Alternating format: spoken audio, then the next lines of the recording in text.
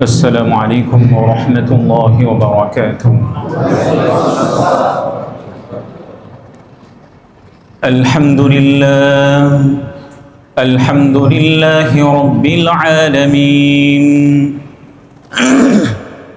والعاقبة للمتقين والصلاة والسلام على سيد المرسلين وعلى آله وأصحابه أجمعين. أما بعد فقد قال الله تعالى في القرآن الكريم: أعوذ بالله من الشيطان الرجيم. بسم الله الرحمن الرحيم. قل إن كنتم تحبون الله فاتبعوني يحببكم الله ويغفر لكم ذنوبكم والله غفور رحيم. وعن أنس رضي الله تعالى عنه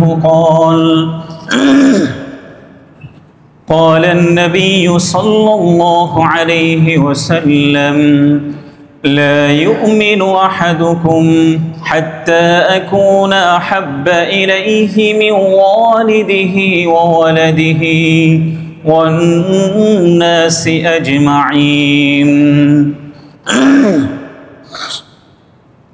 أو كما قال عليه الصلاة والسلام.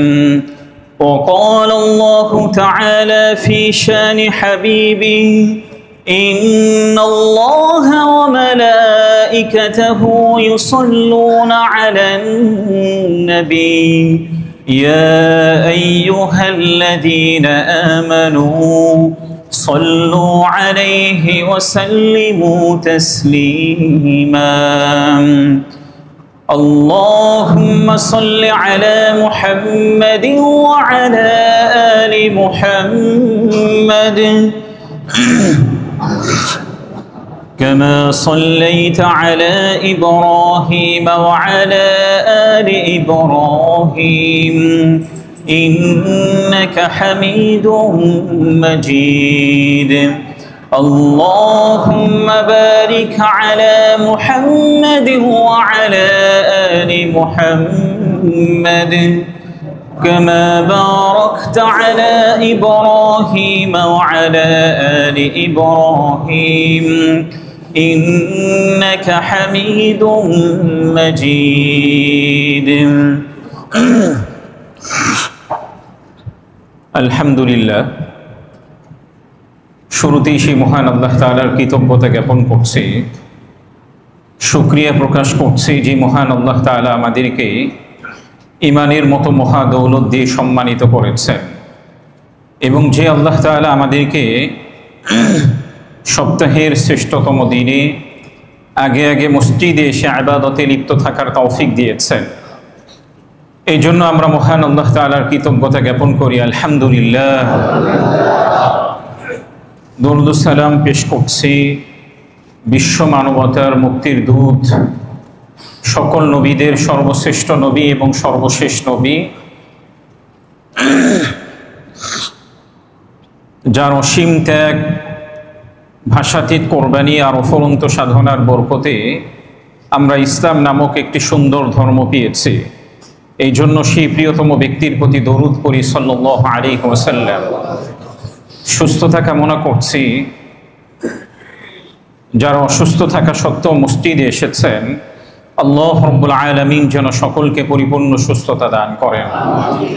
মাগফিরাত কামনা করছি আমাদের যে সকল মরহুম আত্মীয় স্বজন আল্লাহ তাআলার সান্নিধ্যে চলে গেছেন, আল্লাহ রাব্বুল আলামিন যেন সকলকে জান্নাতের সর্বোচ্চ মর্যাদা দান করেন।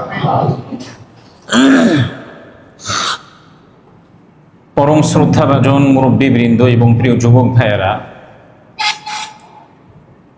আমি শুরুতেই কুরআনুল কারীমের সূরা আলে ইমরানের 31 নম্বর আয়াত তিলাওয়াত করেছি। এই আয়াতের মধ্যে আল্লাহ তাআলা বলেছেন, কুল ইন কুনতুম তুহিব্বুনাল্লাহা ফাত্তাবিউনি, হে নবী আপনি বলে দিন, ইন কুনতুম যদি তোমরা তুহিব্বুনাল্লাহ আল্লাহকে ভালোবাসতে চাও। আমরা যারা এখানে আছি আমরা সবাই আল্লাহকে ভালোবাসতে চাই, ঠিক কিনা? আল্লাহ তাআলা বলেছেন যদি তোমরা আল্লাহকে ভালোবাসতে চাও ফাত্তাবিউনি, তাহলে আমার অনুসরণ করো। নবীজি উপরে কোরআনুল কারীমের এই আয়াতটি অবতীর্ণ হয়েছে। আল্লাহ তাআলা তাকে বলেছেন যে তুমি সকল উম্মতদেরকে বলে দাও যদি তোমরা আল্লাহকে ভালোবাসতে চাও তাহলে তোমরা আমার অনুসরণ করো। যদি তোমরা আমাকে ফলো করো তাহলে আল্লাহ তাআলা কি করবেন তোমাদেরকে? ইউহিব্বুকুমুল্লাহ, আমাকে অনুসরণ করলে আল্লাহ তাআলা তোমাদেরকে ভালোবাসবেন। আরো কি করবেন? ওয়াগফির লাকুম যুনুবাকুম, এবং আল্লাহ রাব্বুল আলামিন তোমাদের গুনাহগুলোকে মাফ করে দিবেন। এই আয়াতের মধ্যে আল্লাহকে ভালোবাসার জন্য অন্যতম শর্ত করা হয়েছে, আল্লাহকে পেতে চাইলে কার ফলো আগে করতে হবে? প্রিয় নবীজি সাল্লাল্লাহু আলাইহি ওয়াসাল্লামের অনুসরণ আমাদেরকে করতে হবে। প্রিয় নবীজির অনুসরণ করলে আল্লাহ তাআলা আমাদেরকে ভালোবাসবেন এবং আমাদের গুনাহগুলিকে তিনি মাফ করে দিবেন।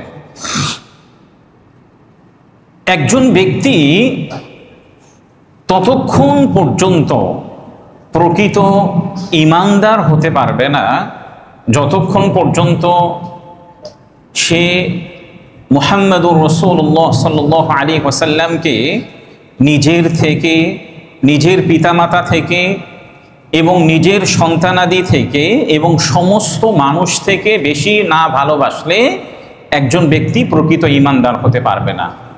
যে বিষয়টি সহিহ বুখারীর 15 নম্বর হাদিসের মধ্যে উল্লেখ করা হয়েছে, হযরত আনাস ইবনু মালিক রাদিয়াল্লাহু তাআলা আনহু থেকে বর্ণিত, তিনি বলেছেন লা ইউমিনু আহাদুকুম হাত্তা আকুনা আহাব্বা ইলাইহি মিন ওয়ালিদিহি ওয়া ওয়ালাদিহি ওয়ান নাসি আজমাইন, তোমাদের কেউই ততক্ষণ পর্যন্ত প্রকৃত ঈমানদার হতে পারবে না যতক্ষণ পর্যন্ত আমি তার নিকট তার পিতামাতা এবং সন্তান সন্ততি এবং সমস্ত মানুষ থেকে প্রিয় না হব। প্রিয় নবীজি স্পষ্টভাবে দ্ব্যর্থহীন কণ্ঠে এই ঘোষণা তিনি দিয়েছেন, যতক্ষণ পর্যন্ত একজন ব্যক্তি তার পিতামাতা, সন্তান সন্ততি এবং সমস্ত মানুষ থেকে আমাকে বেশি না ভালোবাসবে ততক্ষণ পর্যন্ত একজন ব্যক্তি প্রকৃত ঈমানদার হতে পারবে না। আচ্ছা বলুন তো, রাসূলুল্লাহ সাল্লাল্লাহু আলাইহি ওয়াসাল্লাম কি আমাদের ভালোবাসার মুখাপেক্ষী? কথা বলতে হবে, রাসূল কি আমাদের ভালোবাসার মুখাপেক্ষী? কিংবা আমরা যদি সবাই তাকে ভালোবাসি, রাসূলের যে মর্যাদা আল্লাহ তাআলা দিয়েছেন এই মর্যাদা থেকে সামান্য কি বৃদ্ধি পাবে? সামান্য বৃদ্ধি পাবে না। ঠিক তদ্রূপ সমগ্র পৃথিবীর মানুষ যদি রাসূলুল্লাহ সাল্লাল্লাহু আলাইহি ওয়াসাল্লামকে অনুসরণ না করেন, রাসূলের সুন্নাহগুলি যেগুলি আছে এগুলিকে ফলো না করেন, তাহলে কি রাসূলের মর্যাদা একটু খাটো হবে? একটুও খাটো হবে না। তাহলে আমরা রাসূলুল্লাহ সাল্লাল্লাহু আলাইহি ওয়াসাল্লামকে কেন ভালোবাসবো? এর কারণ হচ্ছে আমরা যদি প্রিয় নবীজি সাল্লাল্লাহু আলাইহি ওয়াসাল্লামকে ভালোবাসি তাহলে আল্লাহ তাআলা আমাদেরকে ভালোবাসবেন এবং আল্লাহ তাআলা প্রিয় নবীজিকে ভালোবাসার কারণে আমাদের মর্যাদাকে সমুন্নত করবেন। রাসূলকে ভালোবাসার কারণে রাসূলের মর্যাদা সমৃদ্ধ হবে না এবং রাসূলের মর্যাদাটা একটু কমও হবে না, কিন্তু আমরা ভালোবাসলে আমাদের মর্যাদাটা বৃদ্ধি পাবে। একজন ঈমানদার ব্যক্তি তার ঈমানের স্বাদ তখনই পাবে যখন সে সব কিছু থেকে আল্লাহ এবং তার রাসূলকে প্রায়োরিটি দিবে। আপনি জীবনে যা কিছুই করেন না কেন, আপনি জীবনের প্রতিটি ক্ষেত্রে আল্লাহ এবং তার রাসূলকে যদি প্রায়োরিটি না দেন, প্রাধান্য না দেন, তাহলে ঈমানের যে একটা প্রকৃত স্বাদ আছে এই স্বাদটি আপনি অনুভব করতে পারবেন না। এই বিষয়টিও সহিহ বুখারীর 16 নম্বর হাদিসের মধ্যে উল্লেখ করা হয়েছে।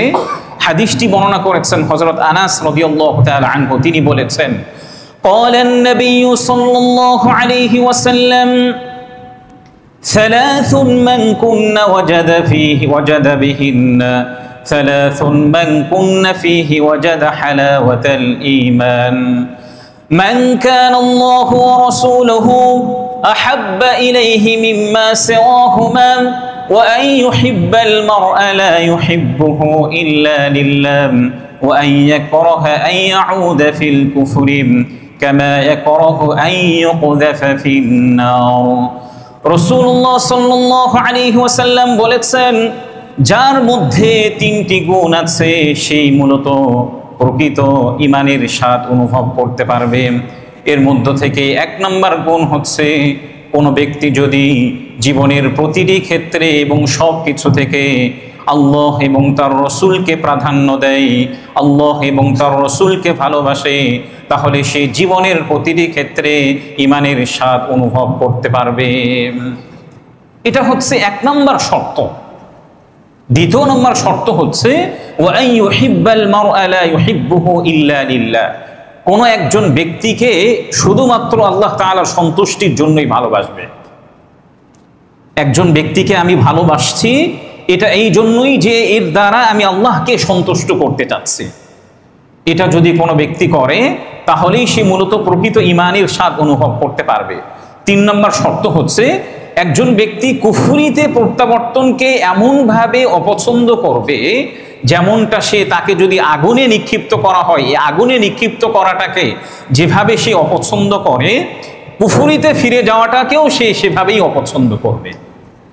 এই তিনটি গুণ যার মধ্যে থাকবে, রাসূলুল্লাহ সাল্লাল্লাহু আলাইহি ওয়াসাল্লাম বলেছেন, এমন ব্যক্তি মূলত প্রকৃত ঈমানের স্বাদ অনুভব করতে পারবেন।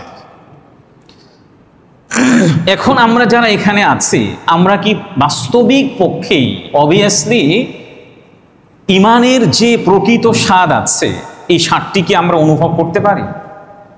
অনুভব করতে পারি না। যার অন্যতম কারণ হচ্ছে রাসূলুল্লাহ সাল্লাল্লাহু আলাইহি ওয়াসাল্লাম যে তিনটি গুণের কথা বলেছেন, এই তিনটি গুণের কোনো একটা গুণও আমাদের মধ্যে নাই। আমরা মানুষকে ভালোবাসি, হয়তো কোনো একটা স্বার্থ আছে। আল্লাহ এবং তার রসুলকে আমাদের নিজেদের জীবনের উপরে পায়রটি দেই না।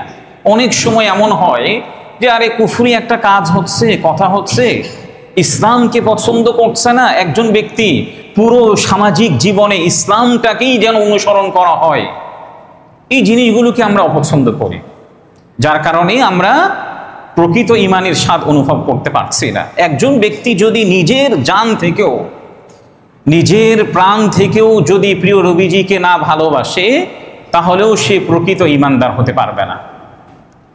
যেহেতু রবিউল আউয়াল মাস চলছে, এই জন্য প্রিয় নবীজির বিভিন্ন দিক নিয়ে আমি আলোচনা করছিলাম। এই জুমাতেও হয়তো সাহাবায়ে কেরাম রাদিয়াল্লাহু তাআলা আনহুম রসুলকে নিজের জীবনের উপরে কিভাবে পায়রুটি দিয়েছেন, সাহাবায়ে কেরাম রাদিয়াল্লাহু তাআলা আনহুম কিভাবে প্রিয় নবীজিকে ভালোবাসতেন, তারা কেমনটা নবীজিকে প্রাধান্য দিতেন, এই বিষয়টির কয়েকটি দিক আমি উল্লেখ করব।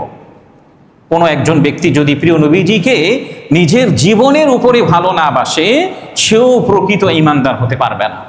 রাদিয়াল্লাহু তাআলা আনহু তিনি বলেছেন, عن عبد الله بن هشام رضي الله تعالى عنه قال كنا مع النبي صلى الله عليه وسلم وهو آخذ بيد عمر بن الخطاب رضي الله تعالى عنه فقال له عمر يا رسول الله يا حبيب الله لأنت أحب إلي من كل شيء إلا من نفسي فقال النبي صلى الله عليه وسلم لا والذي نفسي بيده حتى أكون أحب إليك من نفسك فقال له عمر فإنه الآن لأنت أحب إلي من نفسي فقال النبي صلى الله عليه وسلم الآن يا عمر হযরত আব্দুল্লাহ ইবনে হিশাম রাদিয়াল্লাহু তাআলা আনহু থেকে বর্ণিত, তিনি বলেছেন, একবার আমরা রাসূলুল্লাহ সাল্লাল্লাহু আলাইহি ওয়াসাল্লামের কাছে ছিলাম। রাসূলুল্লাহ সাল্লাল্লাহু আলাইহি ওয়াসাল্লাম হযরত ওমরের একটি হাত ধরে তিনি হাঁটছিলেন। হযরত ওমর রাদিয়াল্লাহু তাআলা আনহু রাসূলকে বললেন, ইয়া রাসূলুল্লাহ আমি আপনাকে আমার সব কিছু থেকে আপনাকে বেশি ভালোবাসি, তবে আমি আমার জানকে আপনার উপরে বেশি প্রায়োরিটি দেই। হযরত ওমর রাদিয়াল্লাহু তাআলা আনহুর মতো একজন ব্যক্তিত্ব বলছেন, ইয়া রাসূলুল্লাহ, আমি সব কিছু থেকে আপনাকে বেশি প্রায়োরিটি দেই, কিন্তু নিজের জীবনকে আপনার উপরে বেশি প্রায়োরিটি দিই। তখন প্রিয় নবীজি সাল্লাল্লাহু আলাইহি ওয়াসাল্লাম বললেন, হে ওমর, লা ওয়াল্লাযী নাফসি বিয়াদিহি হাত্তা আকুনা আহাব্বা ইলাইকা মিন নাফসিক। হে ওমর, ওই সত্তার শপথ করে আমি বলছি, যে সত্তার হাতে আমার জান এবং প্রাণ, ততক্ষণ পর্যন্ত তুমি প্রকৃত ঈমানদার হতে পারবে না যতক্ষণ পর্যন্ত তুমি নিজের জীবনের উপরও আমাকে বেশি প্রায়োরিটি না দিবে। হযরত ওমর রাদিয়াল্লাহু তাআলা আনহু কিছুক্ষণ পরে বললেন, হ্যাঁ ইয়া রাসূলুল্লাহ, এখন আমি আমার নিজের জীবনের উপরও আপনাকে বেশি প্রায়োরিটি দিই। তখন নবীজি সাল্লাল্লাহু আলাইহি ওয়াসাল্লাম বলেছেন, হ্যাঁ এখন ওমর, এখন তোমার পরিপূর্ণ ঈমানদার তুমি হতে পেরেছো। হযরত ওমর রাদিয়াল্লাহু তাআলা আনহুকে তিনি বলেছেন, ওমর, এখন তুমি প্রকৃত ঈমানদার হতে পেরেছো। হযরত ওমরের মতো একজন ব্যক্তির ক্ষেত্রে যদি প্রিয় নবীজি সাল্লাল্লাহু আলাইহি ওয়াসাল্লাম এই কথা বলেন, তাহলে আমরা যদি নবীজির উপরে নিজের জীবনকে বেশি প্রায়োরিটি দেই, তাহলে কি প্রকৃত ঈমানদার হতে পারবো? প্রকৃত ঈমানদার হতে পারবো না। এই জন্য প্রিয় ভাইয়ারা, এক্ষেত্রে আমাদের খুবই সতর্কতা অবলম্বন করা দরকার। হয়তো বা এমন অনেক সময় হতে পারে যে না, ইসলাম একদিকে আমাদেরকে আহ্বান করছে, প্রিয় নবীজি সাল্লাল্লাহু আলাইহি ওয়াসাল্লামের একটা সুন্নাহ আমাদের কাছে আছে, কিংবা যারা একামতে দ্বীনকে প্রতিষ্ঠা করতে চায় তাদের কথাটাকে আমি গ্রাহ্য না করে অন্য আরেকটা দিকে চলে যাচ্ছে, যার কারণে আমি প্রকৃত ঈমানদার হতে পারছি না। প্রিয় নবীজির স্পষ্ট হাদিস আছে, যে যাকে ভালোবাসে কিয়ামতের দিন তার সঙ্গেই তার হাসর হবে। যে যাকে ভালোবাসবে কিয়ামতের দিন তার সঙ্গেই কি হবে? হাসর হবে। এ ব্যাপারে সহিহ মুসলিমের 2640 নম্বর হাদিসের মধ্যে উল্লেখ করা হয়েছে, আল মারউ মা'a মান আহবাবতা, আল মারউ মা'a মান আহাব্বা। একজন ব্যক্তি কিয়ামতের দিন তার সঙ্গেই থাকবে যে ব্যক্তি দুনিয়াতে যে যাকে ভালোবেসেছিল, কিয়ামতের দিন তার সঙ্গেই তার হাসর হবে। আপনি একটাবার চিন্তা করেন তো, দুনিয়াতে আসলে আমরা কাদের সঙ্গে চলাফেরা করি? দুনিয়াতে আমরা কাদেরকে বেশি ভালোবাসি? যারা ইসলামকে নিয়ে চলাফেরা করেন, ইসলামকে পুরো পৃথিবীর মধ্যে ছড়িয়ে দিতে চায়, এই সমাজের প্রতিটি ক্ষেত্রে ইসলামের আইন বাস্তবায়িত হোক, তাদেরকে আমরা বেশি প্রায়োরিটি দেই নাকি অন্যদেরকে প্রায়োরিটি দিই? এই বিষয়টাও আমাদের খেয়াল করা দরকার। নবীজি সাল্লাল্লাহু আলাইহি ওয়াসাল্লাম বলেছেন, একজন ব্যক্তি তার সঙ্গেই হবে সে যাকে ভালোবাসে। এই ব্যাপারে আরেকটা চমৎকার একটা উদাহরণ হাদিসের মধ্যে উল্লেখ করা হয়েছে, যে হাদিসটি সহিহ মুসলিমের 2639 নম্বর হাদিসের মধ্যে উল্লেখ করা হয়েছে। হাদিসটিও হযরত আনাস রাদিয়াল্লাহু তাআলা আনহু থেকে বর্ণিত। তিনি বলেছেন, جاء رجل إلى رسول الله صلى الله عليه وسلم فقال يا رسول الله متى الساعة؟ قال رسول الله صلى الله عليه وسلم وما أعددت للساعة؟ قال حب الله ورسوله. قال حب الله ورسوله. قال فإنك مع من أحببت. قال أنس رضي الله تعالى عنه قال فما فرحنا بعد الإسلام فرحا أشد من قول النبي صلى الله عليه وسلم فإنك مع من أحببت. قال أنس فأنا أحب الله ورسوله وأبا بكر وعمر رضي الله تعالى عنهم.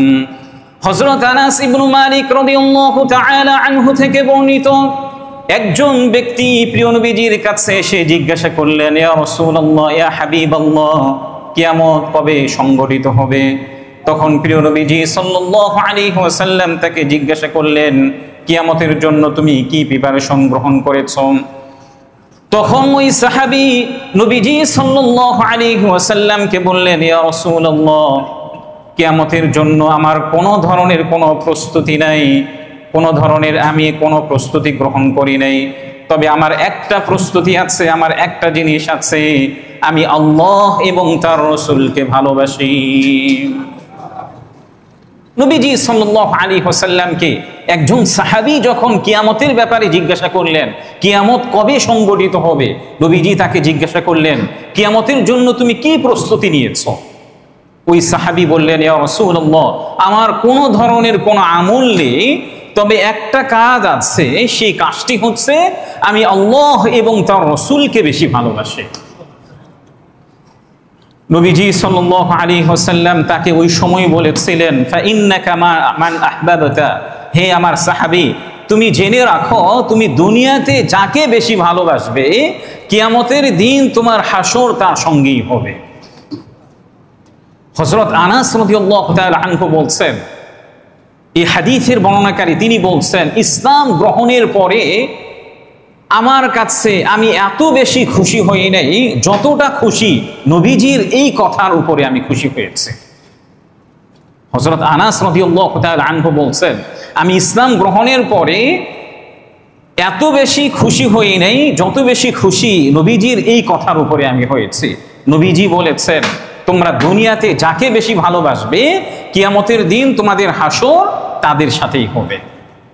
হযরত আনাস রাদিয়াল্লাহু তাআলা আনহু তিনি এরপরে বলেছেন, ফাআনা উহিব্বুল্লাহ ওয়া রাসূলা, আমি আল্লাহ এবং তার রাসূলকে ভালোবাসি, আমি আবু বকরকে ভালোবাসি এবং ওমরকে ভালোবাসি। আমি আল্লাহ তাআলার কাছে আশাবাদী আল্লাহ তাআলা তাদের সঙ্গে আমাকে অন্তর্ভুক্ত করে দিবেন। হযরত আনাস রাদিয়াল্লাহু তাআলা আনহু আরো বলেছেন, ওয়া ইল্লাম আ'মাল বিআ'মালিহিম, যদিও আমি তাদের অনুরূপ কোনো আমল করতে পারি না, কিন্তু আমি যেহেতু আল্লাহ এবং তার রাসূলকে ভালোবাসি, আবু বকরকে ভালোবাসি, ওমরকে ভালোবাসি, আমি আল্লাহ তাআলার কাছে আশাবাদী আল্লাহ তাআলা তাদের মধ্যে আমাকে অন্তর্ভুক্ত করে দিবেন।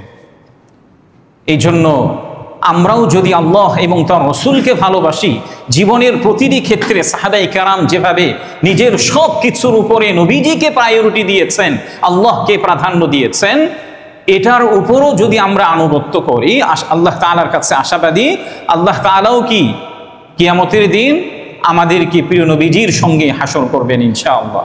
সাহাবায়ে কেরাম রাদিয়াল্লাহু তাআলা আনহুম তারা নবীজি সাল্লাল্লাহু আলাইহি ওয়াসাল্লামকে কতটা ভালোবাসতেন দেখুন। আবু সুফিয়ানের নাম আমরা শুনেছি, পরবর্তীতে তিনি ইসলাম গ্রহণ করেছিলেন। প্রাথমিক অবস্থায় তিনি ইসলামের একেবারে যারা কট্টরপন্থী ছিলেন, ইসলাম বিদ্বেষী ছিলেন, তাদের একজন তিনি ছিলেন। আবু সুফিয়ান তিনি বলছেন, যেটি সিরাত ইবনে হিশামের 2 নম্বর খণ্ডের 172 নম্বর পৃষ্ঠার এবং আল বিদায়া ওয়ান নিহায়া 4 নম্বর খণ্ডের 65 নম্বর পৃষ্ঠার মধ্যে উল্লেখ করা হয়েছে, আবু সুফিয়ান যখন অমুসলিম ছিলেন, এখনো ইসলাম গ্রহণ করেন নাই, তিনি বলছেন, মা রাআইতু মিনান নাসি আহাদান ইউহিব্বু আহাদান কাহুব্বি আসহাবি মুহাম্মাদিন সাল্লাল্লাহু আলাইহি ওয়াসাল্লাম মুহাম্মাদান। অর্থাৎ মুহাম্মদের যারা সঙ্গীরা আছে তারা মুহাম্মদকে এত পরিমাণে ভালোবাসেন, এই ভালোবাসাটা আমি অন্য কারো ক্ষেত্রে এমনটা দেখি নাই। মুহাম্মদের সঙ্গীরা যারা আছে তারা মুহাম্মদকে এত পরিমাণে ভালোবাসেন যে অন্য কারো ক্ষেত্রে আমি এমনটা দেখি নাই যে একজন ব্যক্তি আরেকজন ব্যক্তিকে এতটা ভালোবাসছে। এই কথাটা কে বলেছেন? আবু সুফিয়ান যখন ইসলাম গ্রহণ করেন নাই, ইসলাম বিদ্বেষী ছিলেন, সেই সময় তিনি এই কথাটি বলেছেন। আরো একটা যদি এক্সাম্পল দিই, সহিহ বুখারীর 2581 নম্বর হাদিসের মধ্যে উল্লেখ করা হয়েছে, হাদিসটি বর্ণনা করেছেন হযরত উরওয়া ইবনে মাসউদ রাদিয়াল্লাহু তাআলা আনহু। তিনি সেই সময় পর্যন্ত এখনো ইসলাম গ্রহণ করেন নাই।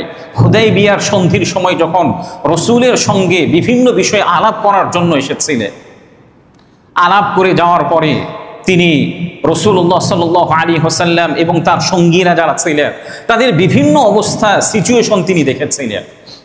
এই অবস্থা দেখার পরে তিনি তার সঙ্গীদের কাছে যে বিষয়টি উত্থাপন করেছিলেন, সেই বিষয়টি হচ্ছে, তিনি বলেছিলেন, আল্লাহি লাকাদ ওয়াফাততু আলাল মুলুকি ওয়া ওয়াফাততু আলা কাইসার ওয়া কিসরা ওয়ান নাজ্জাশি আল্লাহি ইন রাআইতু মালিকান কত্তুন ইউআযযিমুহু আসহাবুহু মা ইউআযযিমু আসহাবু মুহাম্মাদিন মুহাম্মাদান।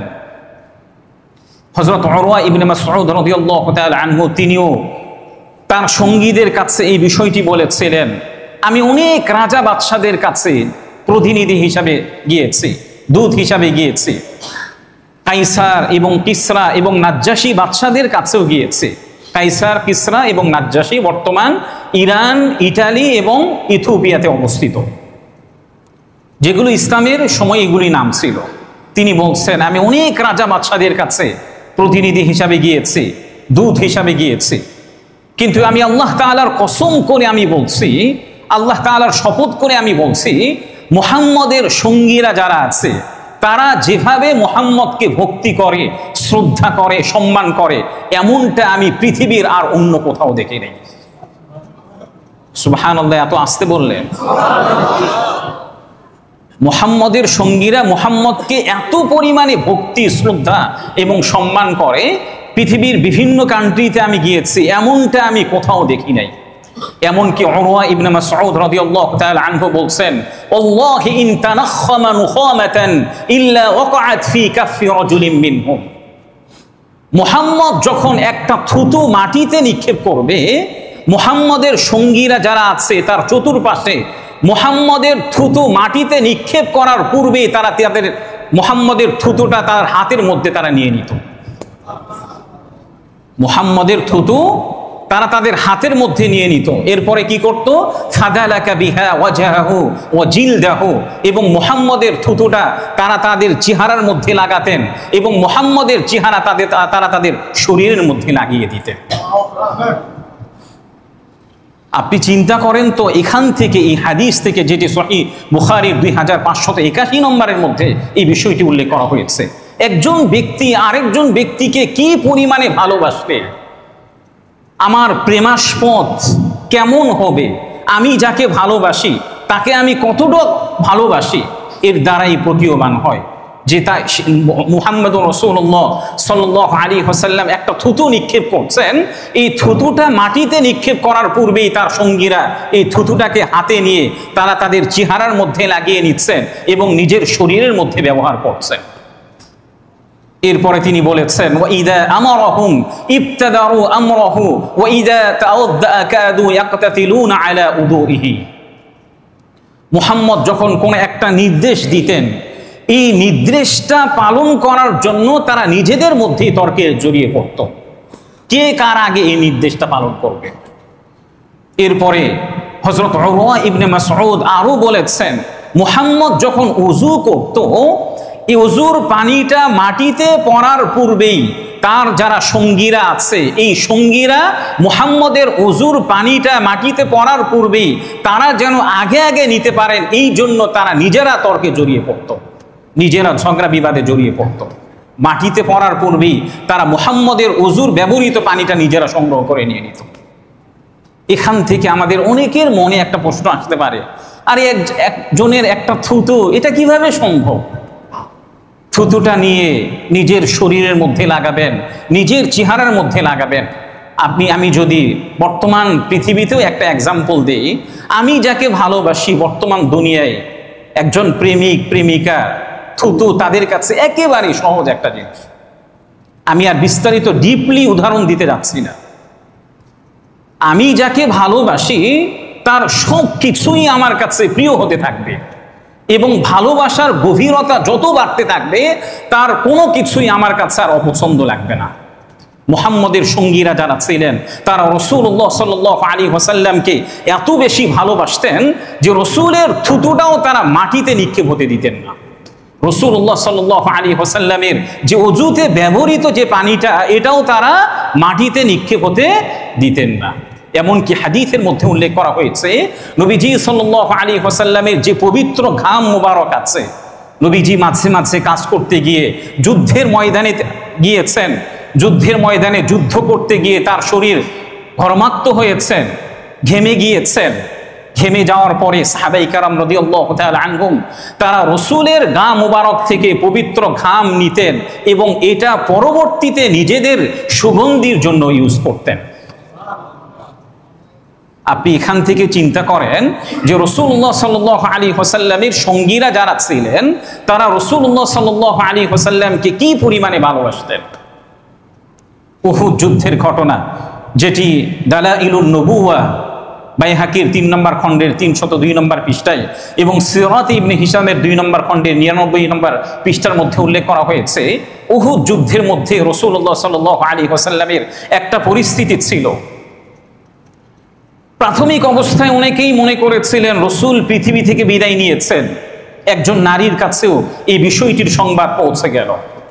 একজন নারী সে নিজের ঘর থেকে বেরিয়ে প্রিয় নবীজিকে একবার দেখার জন্য সে ঘর থেকে বেরিয়ে পড়েছে। ঘর থেকে বেরিয়ে পড়ার পরে তাকে সংবাদ দেওয়া হলো যে আপনার স্বামী আল্লাহ তাআলার রাস্তায় শহীদ হয়ে গিয়েছে। তিনি বললেন নো প্রবলেম, কোনো সমস্যা নেই। এরপরে কিছুক্ষণ হাঁটলেন, কিছুক্ষণ হাঁটার পরে তাকে আবারও সংবাদ দেওয়া হলো যে এই যুদ্ধে তোমার ভাই এবং তোমার পিতা আল্লাহ তাআলার রাস্তায় শহীদ হয়ে গিয়েছে। তিনি বললেন আমার কোনো সমস্যা নেই, কিন্তু তোমরা আমাকে বলো যে আমার প্রিয়তম ব্যক্তি এই পৃথিবীতে জীবিত আছে কিনা। যখন তাকে সংবাদ দেওয়া হলো যে মুহাম্মদুর রাসূলুল্লাহ সাল্লাল্লাহু আলাইহি ওয়াসাল্লাম এখনো জীবিত আছেন, তিনি বললেন আরুনিহি হাত্তা আনদুরা ইলাই, ততক্ষণ পর্যন্ত আমি প্রকৃত প্রশান্তি স্বস্তি পাবো না যতক্ষণ পর্যন্ত আমি আমার প্রিয় মানুষকে না দেখব। যখন তাকে প্রিয় নবীজি সাল্লাল্লাহু আলাইহি ওয়াসাল্লামের কাছে নিয়ে যাওয়া হলো, নবীজি সাল্লাল্লাহু আলাইহি ওয়াসাল্লামের পবিত্র মুবারকের পবিত্র চেহারা মুবারক যখন তিনি দেখলেন, তখন তিনি বলেছিলেন কুল্লু মুসিবাতিন বা'দাকা জালালুন, ইয়া রাসূলুল্লাহ আপনাকে দেখার পরে আমার স্বামী পৃথিবী থেকে বিদায় নিয়েছে, আমার পিতা পৃথিবী থেকে বিদায় নিয়েছে, আমার ভাই পৃথিবী থেকে বিদায় নিয়েছে, কিন্তু আপনি যে পৃথিবীর মধ্যে এখনো জীবিত আছেন এটাই হচ্ছে আমার জন্য সবচেয়ে বড় স্বস্তিদায়ক একটা সংবাদ। প্রিয় নবীজি সাল্লাল্লাহু আলাইহি ওয়াসাল্লামের সঙ্গীরা যারা ছিলেন, এই হাদিসগুলো থেকে বোঝা যায় তারা প্রিয় নবীজিকে কতটা ভালোবাসতেন। আমিরুল মুমিনিন হযরত ওমর ইবনুল খাত্তাব রাদিয়াল্লাহু তাআলা আনহুম, তিনি অর্ধ পৃথিবীর শাসনকর্তা ছিলেন। তার সময়ে যে সকল সাহাবাই কেরাম রাদিয়াল্লাহু তাআলা আনহুম যারা ছিলেন এবং ইসলামের জন্য যারা অবিস্মরণীয় অবদান রেখেছেন, তাদের জন্য একটা ভাতা তিনি নির্ধারণ করেছিলেন। এর মধ্য থেকে তিনি ভাতা নির্ধারণ করতে গিয়ে ওসামা ইবনু যায়েদ রাদিয়াল্লাহু তাআলা আনহুর জন্য তিনি বছরে 3,500 দিরহাম তিনি নির্ধারণ করেছিলেন। এর বিপরীতে তার নিজের ছেলে আব্দুল্লাহর জন্য মাত্র 3,000 দিরহাম নির্ধারণ করেছিলেন। হযরত ওমর ইবনুল খাত্তাব রাদিয়াল্লাহু তাআলা আনহুর ছেলে আব্দুল্লাহ তার পিতাকে বলছেন, বাবা আপনি আমার জন্য ভাতা আরো 500 দিরহাম কেন কম করলেন? এর বিপরীতে আপনি ওসামা ইবনে যায়েদের জন্য, ওসামার জন্য আরো 500 দিরহাম কেন বাড়িয়ে দিলেন? তখন হযরত ওমর রাদিয়াল্লাহু তাআলা আনহু বলেছেন, যেটি সুনানুত তিরমিজির 3813 নম্বর হাদিসের মধ্যে উল্লেখ করা হয়েছে, হযরত ওমর রাদিয়াল্লাহু তাআলা আনহু বলেছেন লিআন্না যায়েদান কানা আহাব্বা ইলা রাসূলিল্লাহি সাল্লাল্লাহু আলাইহি ওয়াসাল্লাম মিন আবিকা, আমি ওসামার জন্য এই কারণে আরো 500 দিরহাম ভাতা নিযুক্ত করেছি। এর অন্যতম রিজন হচ্ছে ওসামার বাবা যায়েদ, ওসামার বাবা যায়েদ আল্লাহ তাআলার রাসূল, আমার প্রিয়তম ব্যক্তি মুহাম্মদুর রাসূলুল্লাহ সাল্লাল্লাহু আলাইহি ওয়াসাল্লাম তোমার পিতার চেয়ে আরো বেশি প্রিয় ছিল। অর্থাৎ তার নিজের ছেলেকে বলছেন, হযরত ওমর রাদিয়াল্লাহু তাআলা আনহু তার ছেলেকে বলছেন যে ওসামার বাবা যায়েদ তোমার বাবা উমরের চেয়ে আরো বেশি প্রিয় ছিলেন। ওসামার বাবা কে ছিলেন? হযরত যায়েদ রাদিয়াল্লাহু তাআলা আনহু। কোরআনুল কারীমের মধ্যে মাত্র একজন সাহাবীর নামের কথা উল্লেখ আছে। কোরআনুল কারীমের মধ্যে মাত্র একজন সাহাবীর নামের কথা স্পষ্টভাবে উল্লেখ করা আছে। সেই সাহাবীর নামটি হচ্ছে হযরত যায়েদ রাদিয়াল্লাহু তাআলা আনহু। তিনি রাসূলুল্লাহ সাল্লাল্লাহু আলাইহি ওয়াসাল্লামের পালক পুত্র ছিলেন, আর স্বাভাবিকভাবে রাসূল তাকে অত্যাধিক ভালোবাসতেন। এরপরে হযরত ওমর রাদিয়াল্লাহু তাআলা আনহু আরো বলেছেন যে দেখো, আর আমার যে তুমি পুত্র, তোমাকে রাসূল কতটুকু ভালোবাসতেন? তোমার চেয়েও যায়েদের পুত্র, রাসূলের পালক পুত্রের পুত্র ওসামাকে তোমার চেয়েও রাসূল আরো বেশি ভালোবাসতেন। এই জন্য আমার উপরে আমি রসুলের ভালোবাসাটাকে আরো বেশি প্রায়োরিটি দিয়েছি। এই জন্য তোমার বাৎসরিক ভাতা নির্ধারণ করেছি 500 দিরহাম, তার থেকেও কম। এভাবেই সাহাবাই কারাম রাদিয়াল্লাহু তাআলা আনহুম তারা রসুলকে প্রায়োরিটি দিয়েছেন। আরেকটা ঘটনা যদি বলি, মুসনাদ আহমদের 22,052 নম্বর হাদিসের মধ্যে উল্লেখ করা হয়েছে, নবীজি সাল্লাল্লাহু আলাইহি ওয়াসাল্লাম একবার একেবারে মৃত্যুর কিছুদিন পূর্বে হযরত মুআজ ইবনে জাবাল রাদিয়াল্লাহু তাআলা আনহুকে তিনি ইয়ামানের প্রতিনিধি হিসাবে প্রেরণ করেছিলেন। বিদায়ের কিছু মুহূর্তে তিনি নিজেও এগিয়ে দিলেন।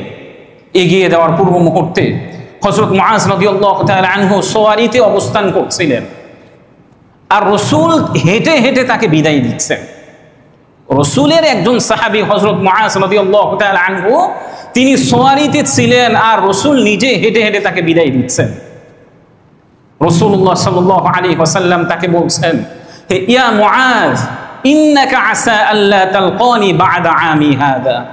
হে মুআজ, আমি যে তোমাকে বিদায় দিচ্ছি, হয়তোবা এমন হতে পারে যে এই বছর পরে তুমি আমার সঙ্গে আর সাক্ষাৎ করতে পারবে না। হে মুআজ, এই জন্যই আমি তোমাকে বিদায় দিচ্ছি, এই বছর পরে তুমি আমাকে আর পাবে না। এরপরে রাসূলুল্লাহ সাল্লাল্লাহু আলাইহি ওয়াসাল্লাম আরো বলেছিলেন, ওয়ালা আল্লাকা আন তামুররা বিমাসজিদি ওয়া কবরি, হয়তোবা তুমি পরবর্তী বছরে মদিনাতে আসবে, আমার কবরের পাশ দিয়ে অতিক্রম করবে এবং আমার মসজিদুন নববীর পাশ দিয়ে অতিক্রম করবে, তুমি আর আমাকে পাবে না। হযরত মুআজ রাদিয়াল্লাহু তাআলা আনহু যখন এই কথা শ্রবণ করলেন, তখন তিনি নিজেই অশ্রুসিক্ত হলেন এবং দীর্ঘক্ষণ পর্যন্ত কাঁদতে লাগলেন। একজন প্রেমাস্পদের বিরহটা, বিচ্ছেদটা যে কতটা যন্ত্রণাদায়ক হতে পারে, সাহাবাই কারাম রাদিয়াল্লাহু তাআলা আনহুমদের এই ঘটনাগুলি থেকে আমরা স্পষ্টভাবে বুঝতে পারি। হযরত ওমর ইবনুল খাত্তাব রাদিয়াল্লাহু তাআলা আনহুর আরেকজন নাতি মুহাম্মদ ইবনু যায়েদ থেকে বর্ণিত হয়েছে, তিনি তার দাদার ব্যাপারে বলেছেন, আমি আব্দুল্লাহ ইবনে ওমরকে যখনই প্রিয় নবীজি সাল্লাল্লাহু আলাইহি ওয়াসাল্লামের আলোচনা করতে দেখেছি, তার চোখ দিয়ে অশ্রু বের হয় নাই, এমনটা আমি কখনোই দেখি নাই। তিনি প্রিয় নবীজির কথা আলোচনা করেছেন আর তার চোখ দিয়ে অশ্রুসিক্ত হয় নাই, এমনটা আমি কখনোই দেখি নাই। সাহাবাই কেরাম রাদিয়াল্লাহু তাআলা আনহুম তারা রসুলের জন্য এমন নিজের জীবনটাকে উৎসর্গিত করেছেন। দেখুন, উহুদ যুদ্ধের সেই ভয়াবহ পরিস্থিতিতে হযরত আবু তালহা রাদিয়াল্লাহু তাআলা আনহু তিনি নিজেকে কিভাবে রসুলের উপর ঢাল হিসাবে উপস্থাপন করেছিলেন। দেখুন, যখন চতুর্দিক থেকে রসুলের উপরে তীর নিক্ষেপ করা হচ্ছিল, রসুলকে এই পৃথিবী থেকে বিদায় দিবেন, হযরত আবু তালহা রাদিয়াল্লাহু তাআলা আনহু তিনি নিজের শরীর মোবারককে রসুলের সামনে উপস্থাপন করলেন। রসুল একবার এদিকে উকি দিচ্ছেন, আর একবার এদিকে উকি দেওয়ার চেষ্টা করছেন। হাদিসের মধ্যে উল্লেখ করা হয়েছে, সহিহ বুখারীর 3811 নম্বরের মধ্যে উল্লেখ করা হয়েছে, হযরত আবু তালহা রাদিয়াল্লাহু তাআলা আনহু বলছেন, ইয়া রাসূলুল্লাহ বিআবি আনতা ওয়া উম্মি, ইয়া রাসূলুল্লাহ আমার পিতা মাতা আপনার উপরে উৎসর্গিত হোক। ইয়া রাসূলুল্লাহ আমার পিতা মাতা আপনার উপরে উৎসর্গিত হোক, আপনি এদিক সেদিক উকি দিবেন না। আপনি যদি উকি দেন তাহলে শত্রুরা দেখে আপনার উপরেই তীর নিক্ষেপ করবে, পরবর্তীতে দেখা যাবে আপনি ক্ষতিগ্রস্ত হয়ে পড়বেন। পরবর্তীতে দেখা গেছে হযরত আবু তালহা রাদিয়াল্লাহু তাআলা আনহু উহুদ যুদ্ধের সময়ে যে নবীজির উপরে নিজের শরীরটাকে ঢাল হিসাবে উপস্থাপন করেছিলেন, তার শরীরের মধ্যে 20 থেকে 24টা তীরের আঘাতের চিহ্ন দেখা গিয়েছিল। রাসূলুল্লাহ সাল্লাল্লাহু আলাইহি ওয়াসাল্লাম তার ব্যাপারে বলেছিলেন, যদি তোমরা দুনিয়াতে কোনো ব্যক্তিকে, জান্নাতি কোনো ব্যক্তিকে দুনিয়াতে হাঁটতে দেখো, তাহলে তোমরা যেন আবু তালহাকে দেখো। প্রিয় ভাইয়েরা, আজকের এই সময়ে আমাদের প্রিয় নবীজি সাল্লাল্লাহু আলাইহি ওয়াসাল্লাম পৃথিবীতে নেয়, কিন্তু নবীজির যে সুন্নাহগুলি আছে, এগুলি আছে। নবীজিকে পৃথিবীতে কেন পাঠানো হয়েছে? যেন পুরো পৃথিবীর মধ্যে যেন তিনি ইসলামটাকে সমুন্নত করতে পারেন। নবীজি নবুয়ত প্রাপ্তির পর থেকে নিয়ে আমৃত্যু পর্যন্ত তিনি ইকামতে দ্বীনকে প্রতিষ্ঠা করার জন্য নিজের জীবনের সর্বোচ্চটাকে তিনি দিয়ে দিয়েছেন। আমরা যদি বাস্তবিক পক্ষেই প্রিয় নবীজিকে ভালোবাসতে চাই, তাহলে যারা আল্লাহ এবং তার রসুলকে ভালোবাসেন এবং যারা ইকামতে দ্বীনকে প্রতিষ্ঠা করার জন্য কাজ করেন, যারা ইসলামটাকে সমুন্নত করার জন্য কাজ করেন, তাদেরকে অবশ্যই আমাদের অনুসরণ করতে হবে। আল্লাহ তাআলা আমাদের সবাইকে জীবনের প্রতিটি ক্ষেত্রে নিজের জীবন থেকে, নিজের সন্তানাদি থেকে, পিতামাতা থেকে প্রিয় নবীজিকে প্রায়োরিটি দেওয়ার তৌফিক দান করেন। ওয়া আখিরু দাওয়ানা আনিল হামদুলিল্লাহি রাব্বিল আলামিন। যারা এখনো সুন্নত পড়েন নাই